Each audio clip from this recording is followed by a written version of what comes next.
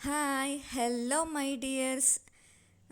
ಜನರ ಒಂದು ತಪ್ಪು ತಿಳುವಳಿಕೆ ಏನಪ್ಪ ಅಂದರೆ, ಟ್ಯಾಲೆಂಟ್ ಅನ್ನೋದು ಹುಟ್ಟಿನಿಂದ ಬರುತ್ತೆ, ವಂಶ ಪಾರಂಪರ್ಯವಾಗಿ ಬರುತ್ತೆ, ಜೀನ್ಸಿಂದ ಬರುತ್ತೆ ಅಂತ ಅಂದ್ಕೊಳ್ತೀವಿ. ಆದರೆ ಹುಟ್ಟಿನಿಂದ ಬರುವಂಥದ್ದು ರೂಪ, ಬಣ್ಣ, ಆಕಾರ ಮಾತ್ರ. ಟ್ಯಾಲೆಂಟ್ ಅನ್ನೋದು ಕಠಿಣ ಪರಿಶ್ರಮದಿಂದ ಮಾತ್ರ ಬರೋದು ಅಲ್ವಾ. ಈಗ ನಮಗೆ ಏನೋ ಒಂದು ವಿಷಯದ ಬಗ್ಗೆ ನಾಲೆಡ್ಜ್ ಬೇಕು ಅಂತಂದಾಗ ನಾವು ಒಂದು ಬುಕ್ ಓದಿ ಇರ್ಬೋದು, ತಿಳ್ಕೊಳ್ಬಹುದು, ಅಥವಾ ಕೆಲವರಿಂದ ಸಾಕಷ್ಟು ರಿಸೋರ್ಸ್ ಪರ್ಸನ್ಸ್ ಇರ್ತಾರೆ, ಆ ಥರದ ವ್ಯಕ್ತಿಗಳಿಂದ ಒಳ್ಳೆಯ ವಿಚಾರಗಳನ್ನು ಕೇಳಿ ತಿಳ್ಕೊಳ್ಬಹುದು, ಅಥವಾ ಬುಕ್ಸ್ ಓದಿ ತಿಳ್ಕೊಳ್ಬಹುದು, ಅಥವಾ ಸಾಕಷ್ಟು ಇವತ್ತು ಸೋಷಿಯಲ್ ಮೀಡಿಯಾಗಳಲ್ಲಾಗಿರಬಹುದು, ಸಾಕಷ್ಟು ಬೇರೆ ಬೇರೆ ವಿಧವಾಗಿ ಇವತ್ತು ಸಾಕಷ್ಟು ಒಳ್ಳೆಯ ವಿಚಾರಗಳು ಕೇಳಲಿಕ್ಕೆ ಸಿಗುತ್ತೆ, ನೋಡಲಿಕ್ಕೆ ಸಿಗುತ್ತೆ, ತಿಳ್ಕೊಳ್ಳಿಕ್ಕೆ ಸಿಗುತ್ತೆ, ನಮ್ಮ ಜ್ಞಾನವನ್ನು ಹೆಚ್ಚಿಸ್ಕೊಳ್ಳೋದಕ್ಕೆ ಸಿಗುತ್ತೆ. ನನಗೆ ಎಲ್ಲ ಗೊತ್ತು, ನಾನೇ ನನ್ನಿಂದಲೇ ಎಲ್ಲ ನನ್ನಿಂದಲೇ ಎಲ್ಲ ನಾನೇ ಎಲ್ಲ ಅನ್ನೋ ಒಂದು ಅಹಂಭಾವ ನಮಗೆ ಬಂದರೆ ನಮ್ಮ ಒಂದು ಜ್ಞಾನವನ್ನಾಗಲಿ, ನಮ್ಮ ಒಂದು ನಾಲೆಡ್ಜನ್ನಾಗಲಿ, ನಮ್ಮ ಒಂದು ಟ್ಯಾಲೆಂಟನ್ನಾಗಲಿ ನಾವು ಯಾವುದೇ ರೀತಿ ಹೆಚ್ಚಿಸ್ಕೊಳ್ಳೋಕ್ಕಾಗಲ್ಲ, ಹೆಚ್ಚು ವಿಷಯಗಳನ್ನು ಕಲಿಯೋದಕ್ಕೆ ಆಗಲ್ಲ. ನಾವು ಮುಕ್ತವಾಗಿ ಕಲಿಯುವಂಥ ಪ್ರಯತ್ನ ಮಾಡಿದಾಗ ನಮ್ಮ ಒಂದು ಜ್ಞಾನವನ್ನು, ನಮ್ಮ ಒಂದು ಜ್ಞಾನ ಸಂಪತ್ತನ್ನು ಹೆಚ್ಚಿಸ್ಕೊಳ್ಳೋದಕ್ಕೆ, ಅಥವಾ ನಮ್ಮ ಒಂದು ಜ್ಞಾನ ಭಂಡಾರವನ್ನು ಹೆಚ್ಚಿಸ್ಕೊಳ್ಳಿಕ್ಕೆ ನಾವು ಕಠಿಣ ಪರಿಶ್ರಮ ಹಾಕಬೇಕು. ಅಂದರೆ ನಾವು ಏನು ವಿಚಾರ ತಿಳ್ಕೊಳ್ಬೇಕು ಅದ್ರ ಬಗ್ಗೆ ನಾವು ಸಂಪೂರ್ಣವಾಗಿ ಅಧ್ಯಯನ ಮಾಡಬೇಕಾಗತ್ತೆ. ಅದರ ಒಂದು ಪೂರ್ತಿ ತಿಳ್ಕೊಂಡಾಗ ಮಾತ್ರ, ಆ ವಿಚಾರಧಾರೆಗಳನ್ನು ನಾವು ಅಧ್ಯಯನ ಮಾಡಿದಾಗ ಮಾತ್ರ ಏನು, ಹೇಗೆ, ಏಕೆ ಅಂತ ನೀಟಾಗಿ ಗೊತ್ತಾಗುತ್ತೆ. ಇಲ್ಲ ಅಂದಾಗ ಖಂಡಿತ ಗೊತ್ತಾಗಲ್ಲ. ಹಾಗಾಗಿ ಯಾವುದೇ ಒಂದು ಸಾಧನೆ ಅನ್ನೋದು ಖಂಡಿತ ಆ ಪ್ರಯತ್ನ ಇಲ್ಲದೆ ಯಾವುದೂ ಸಿಗಲ್ಲ. ಅದು ಒಂದು ನಾಲೆಡ್ಜ್ ಆಗಿರಬಹುದು, ಏನೇ ಇರಬಹುದು. ಹಾಗೆಯೇ ಇನ್ನೊಂದು ಏನಪ್ಪ ಅಂದರೆ, ಈಗ ನಾವೇನೋ ಸಾಧಿಸ್ಬಿಟ್ಟಿದ್ದೀವಿ ಅಂತ ಹೇಳಿಬಿಟ್ಟು ಸುಮ್ಮನೆ ಒಂದು ಕಡೆ ಇದ್ಬಿಟ್ರೆ ಆಗುತ್ತಾ? ಏನನ್ನು ಕಲಿಯೋದಕ್ಕೆ ಆಗೋದೇ ಇಲ್ಲ. ಒಬ್ಬ ಸ್ಟಾರ್ ನಟ ಒಂದು ಒಳ್ಳೆ ಫಿಲಮ್ ಮಾಡಿದ್ದೀನಿ, ಅದು ಹಿಟ್ಟಾಯಿತು ಅಂತೇಳ್ಬಿಟ್ಟು ಅವರು ಒಳ್ಳೆ ಫಿಲಮ್ ಮಾಡಿದ್ದೀನಿ, ಹಿಟ್ಟಾಯಿತು, ಚೆನ್ನಾಗಿ ಇದೆ ಅಂತೇಳ್ಬಿಟ್ಟು ಒಂದರಲ್ಲಿ ಒಳ್ಳೆ ಅರ್ನಿಂಗ್ಸ್ ಆಯಿತು ಅಂತ ಅವರು ಅಲ್ಲಿಗೆ ಬಿಟ್ಬಿಟ್ರೆ ಅಲ್ಲಿಗೆ ಅವ್ರಿಗೆ ಜೀವನದ ಯಶಸ್ಸು ಅಲ್ಲಿಗೆ ಮುಗೀತು ಅಂತಲ್ಲ, ಖಂಡಿತ ಅಲ್ಲ. ಯಾಕಂದರೆ ಸಾಧನೆ ಅನ್ನೋದಾಗಿರಬಹುದು, ಅಥವಾ ಯಶಸ್ಸು ಅನ್ನೋದಾಗಿರ್ಬೋದು, ಕಲಿಕೆ ಅನ್ನೋದಾಗಿರ್ಬೋದು, ಒಂದು ನಿರಂತರವಾದ ಪ್ರಕ್ರಿಯೆ ಅಲ್ವಾ. ನಿರಂತರವಾಗಿ ನಡ್ಕೊಂಡು ಹೋಗೋವಂಥದ್ದು, ಅದೊಂದು ಜರ್ನಿ. ಸಕ್ಸಸ್ ಅನ್ನೋದು ಕಂಟಿನ್ಯೂ ಆಗಬೇಕು ಅಂದರೆ ಅದು ನಿರಂತರವಾದ ಕೆಲಸ ಆಗಿರಬೇಕು. ಸಕ್ಸಸ್ ಅನ್ನೋದು ಒಂದು ನಿಲ್ದಾಣ ಖಂಡಿತ ಅಲ್ಲ, ಅದೊಂದು ಅದ್ಭುತವಾದ ನಿರಂತರವಾದ ಒಂದು ಜರ್ನಿ ಅಲ್ವಾ.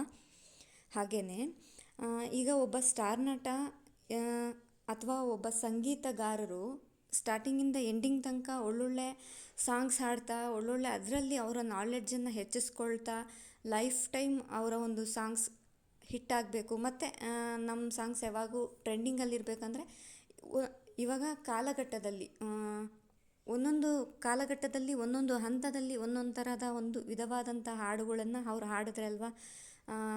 25 ವರ್ಷದಿಂದ ಹಿಡಿದು 75 ವರ್ಷದವರೆಗೂ ಅವರು ಶಾಶ್ವತವಾಗಿ ಒಂದು ಒಳ್ಳೆ ಸಿಂಗರ್ಸ್ ಆಗಿ ಇರಲಿಕ್ಕೆ ಸಾಧ್ಯ, ಒಬ್ಬ ಸಂಗೀತಗಾರರಾಗಿ ಇರಲಿಕ್ಕೆ ಸಾಧ್ಯ ಅಲ್ವಾ. ಹಾಗಾಗಿ ಯಾವುದೇ ಕ್ಷೇತ್ರದಲ್ಲಿರಬಹುದು, ನಮಗೆಲ್ಲ ಗೊತ್ತು ಅಥವಾ ನಮಗೆಲ್ಲ ಗೊತ್ತಿದೆ, ನಾವೆಲ್ಲ ತಿಳ್ಕೊಂಡಿದ್ದೀವಿ, ನಾವೇನನ್ನು ಸಾಧಿಸಿಬಿಟ್ಟಿದ್ದೀವಿ ಅಂತ ಒಂದು ಕಡೆ ಕೂತ್ಬಿಟ್ರೆ ನಿಂತ ನೀರಿನಂತೆ ಆಗಿಬಿಡ್ತೀವಿ. ನಾವು ಯಾವತ್ತೂ ಹರಿಯೋ ನದಿಯಂತೆ ಆಗಬೇಕು ಅಲ್ವಾ. ಹಾಗಾಗಿ ನಾವು ಚಿಕ್ಕವರಾಗಿ, ಸಿಂಪಲ್ಲಾಗಿ, ಹಂಬಲ್ಲಾಗಿ ಆಗ ಮಾತ್ರ ನಾವು ಕಲಿಯುವ ಅವಕಾಶಗಳು ಹೆಚ್ಚು ಇರುತ್ತೆ. ಯಾವತ್ತೂ ನಾವು ಗೆದ್ದುಬಿಟ್ವಿ ಅನ್ನೋ ಅಹಂಕಾರ ಬರಬಾರ್ದು. ಯಾಕಂದರೆ ನಾವು ಏನನ್ನೂ ಸಾಧಿಸ್ಲಿಕ್ಕಾಗಲ್ಲ, ಅದು ಎಲ್ಲವನ್ನೂ ಮುಳುಗಿಸ್ಬಿಡುತ್ತೆ. ಗೆಲುವಿನ ಅಹಂಕಾರ ನೆತ್ತಿಗೆ ಯಾವತ್ತೂ ಏರಬಾರ್ದಂತೆ. ಅದು ಒಂದು ಕಣ್ಣಿಗೆ ಅಂಧಕಾರ, ಕತ್ತಲೆ ಕವಿದ ಹಾಗೆ. ಯಾಕಂದರೆ ಕಣ್ಣಿಗೆ ಕತ್ತಲೆ ಕವಿದಾಗ ನಾವೇನನ್ನು ನೋಡಲಿಕ್ಕಾಗಲ್ಲ ಅಲ್ವಾ. ಹಾಗೆಯೇ ನಮಗೆ ಸಾಧನೆಯ ಒಂದು ಅಹಂಕಾರ ನೆತ್ತಿಗೇರಬಾರ್ದಂತೆ. ಅದು ಸಹಜವಾಗಿ ಗೆಲುವಿನ ಅಹಂಕಾರ ನೆತ್ತಿಗೇರಿದರೆ ಗೌರವ, ಮನ್ನಣೆ, ಸ್ಥಾನಮಾನ, ಪ್ರೀತಿ, ವಿಶ್ವಾಸ, ನಂಬಿಕೆ ಎಲ್ಲವನ್ನೂ ನಾಶ ಮಾಡಿಬಿಡುತ್ತೆ. ಹಾಗಾಗಿ ನಾನು ನನ್ನಿಂದಲೇ ಎಂಬ ಅಹಂಕಾರ ಯಾವತ್ತೂ ಬರಬಾರ್ದು. ಪ್ರೀತಿ, ಕಾಳಜಿ, ಗೌರವ, ಸರಳತೆ, ಪರಿಶುದ್ಧವಾದ ಮನಸ್ಸು, ನಿಷ್ಕಲ್ಮಶವಾದ ಹೃದಯ, ಜೊತೆಗೆ ಎಲ್ಲರಿಂದಲೂ ಕಲಿಯುತ್ತಾ, ಎಲ್ಲರಿಗೂ ಒಳ್ಳೆಯದನ್ನೇ ಬಯಸ್ತಾ, ಎಲ್ಲರಿಗೂ ಒಳ್ಳೆಯದನ್ನೇ ಹಂಚ್ತಾ, ಎಲ್ಲವೂ ನನಗೆ ಗೊತ್ತು ಅನ್ನೋದಕ್ಕಿಂತ ಎಲ್ಲರಿಂದಲೂ ನಾನು ಕಲಿಯುವಂಥ ಪ್ರಯತ್ನವನ್ನು ಮಾಡ್ತೇನೆ ಅಂತ ಹೇಳ್ತಾರಲ್ಲ, ಅವರು ಯಾವತ್ತೂ ತಮ್ಮ ಜ್ಞಾನವನ್ನು ಹೆಚ್ಚಿಸ್ಕೊಳ್ತಾರೆ, ಬದಲಿಗೆ ಅವರ ಜ್ಞಾನವನ್ನು ಇನ್ನಷ್ಟು ಜನರಿಗೆ ಹಂಚ್ತಾರೆ. ಆಗ ಅವರ ಜ್ಞಾನ ಸಂಪತ್ತು ಕೂಡ ಹೆಚ್ಚಾಗುತ್ತೆ ಅಲ್ವಾ. ಹಾಗಾಗಿ ನಾವು ಅರಿತು ಎಲ್ಲೆಡೆ ಜ್ಞಾನವನ್ನು ಹಂಚುವಂಥ ಪ್ರಯತ್ನ ಮಾಡಿ ನಮ್ಮಲ್ಲೂ ಜ್ಞಾನ ದುಪ್ಪಟ್ಟಾಗುತ್ತೆ ಅಲ್ವಾ. ಹಾಗಾಗಿ ಪ್ರೀತಿ, ಕಾಳಜಿ, ಗೌರವ, ಈ ನಾನು ನನ್ನದು ಅನ್ನೋದು ಬಿಟ್ಟು ಒಂದಷ್ಟು ಒಳ್ಳೆಯ ವಿಚಾರಗಳು ಚಿಕ್ಕವರಿಂದ ಬರಲಿ ಅಥವಾ ದೊಡ್ಡವರಿಂದ ಬರಲಿ, ಅದು ಕಲಿಯುವಂತಹ ಒಂದು ಒಳ್ಳೆಯ ವಿಚಾರಗಳಾದರೆ ಖಂಡಿತ ನಾವು ಅದನ್ನು ಪ್ರೋತ್ಸಾಹಿಸೋಣ. ಜೊತೆಗೆ ಅದರ ಜೊತೆ ನಾವು ಸಪೋರ್ಟಿವ್ ಆಗಿರೋಣ. ನಾವು ಕೂಡ ಒಳ್ಳೆಯದನ್ನು ಹಂಚೋಣ, ಒಳ್ಳೆಯದನ್ನು ಬಯಸೋಣ, ಒಳ್ಳೆಯ ವಿಚಾರಗಳನ್ನು ಕೇಳಿ ತಿಳ್ಕೊಳ್ಳೋಣ ಅಲ್ವಾ.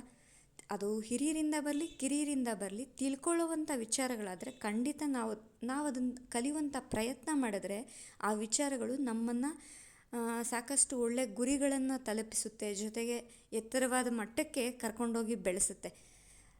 ಒಂದು ಬುಕ್ಕಲ್ಲಿ ಸಾಕಷ್ಟು ಜನರ ಜೀವನದ ಅನುಭವ ಒಂದು 5-6 ಪೇಜ್ಗಳಲ್ಲೇ ಅಡಗಿರುತ್ತೆ ಅಂತ ಸಾಕಷ್ಟು ಸಾಧಕರು, ಚಿಂತಕರು ಹೇಳಿರುವಂತಹ ಒಂದು ಅನುಭವದ ಮಾತು.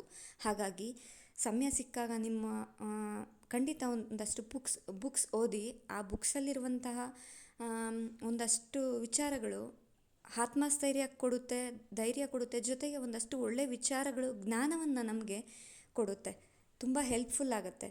ಅದು ಲೈಫಲ್ಲಿ ಎಲ್ಲ ವಿಚಾರಗಳ ಸಲುವಾಗಿಯೂ, ಫೈನಾನ್ಷಿಯಲಿ ಆಗಿರ್ಬೋದು ಅಥವಾ ಒಂದು ಕಾನ್ಫಿಡೆಂಟ್ ಆಗಿರ್ಬೋದು, ಪ್ರತಿಯೊಂದು ವಿಚಾರದ ಬಗ್ಗೆ ಅದು ನಮಗೆ ಸಾಕಷ್ಟು ಅರಿವು, ತಿಳುವಳಿಕೆ, ಮಾರ್ಗದರ್ಶನವನ್ನು ನೀಡುತ್ತೆ ಅಲ್ವಾ. ಹಾಗಾಗಿ ಸಾಕಷ್ಟು ಸಮಯ ಸಿಕ್ಕಾಗ ಖಂಡಿತ ಸಾಕಷ್ಟು ಒಳ್ಳೊಳ್ಳೆ ಬುಕ್ಸ್ ಇದೆ.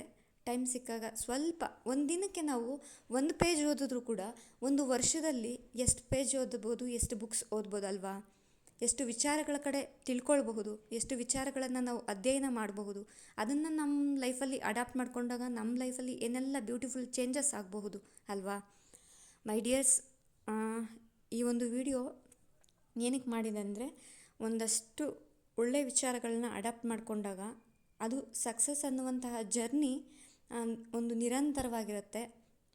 ಅದನ್ನು ನಾವು ಅರ್ಥ ಮಾಡ್ಕೊಳ್ಳಿಕ್ಕೋಸ್ಕರನೇ ಈ ಒಂದು ವಿಡಿಯೋ ಮಾಡಿದ್ದೀನಿ. ಥ್ಯಾಂಕ್ ಯು ಅಂತ ಹೇಳ್ತಾ ಎಲ್ಲರಿಗೂ ಒಳ್ಳೆಯದಾಗಲಿ, ಎಲ್ಲರಿಗೂ ಶುಭವಾಗಲಿ. ಹಾಗೆಯೇ ಮೈ ಡಿಯರ್ಸ್, ಪ್ಲೀಸ್ ನಮ್ಮ ಒಂದು ಯೂಟ್ಯೂಬ್ ಚಾನಲನ್ನು ಲೈಕ್ ಮಾಡಿ, ಶೇರ್ ಮಾಡಿ, ಸಪೋರ್ಟ್ ಮಾಡಿ, ಸಬ್ಸ್ಕ್ರೈಬ್ ಮಾಡ್ಕೊಳ್ಳಿ. ಸಬ್ಸ್ಕ್ರೈಬ್ ಮಾಡ್ಕೊಳ್ದೆ ನೋಡ್ತಾ ಇರೋರು ಪ್ಲೀಸ್ ದಯವಿಟ್ಟು ಸಬ್ಸ್ಕ್ರೈಬ್ ಮಾಡ್ಕೊಂಡು ನೋಡಿ. ಹಾಗೆ ನಿಮ್ಮ ಫ್ರೆಂಡ್ಸ್ ಆ್ಯಂಡ್ ಫ್ಯಾಮಿಲೀಸ್ಗೆ ನಮ್ಮ ಒಂದು ಚಾನಲ್ ಲಿಂಕನ್ನು ಶೇರ್ ಮಾಡಿ.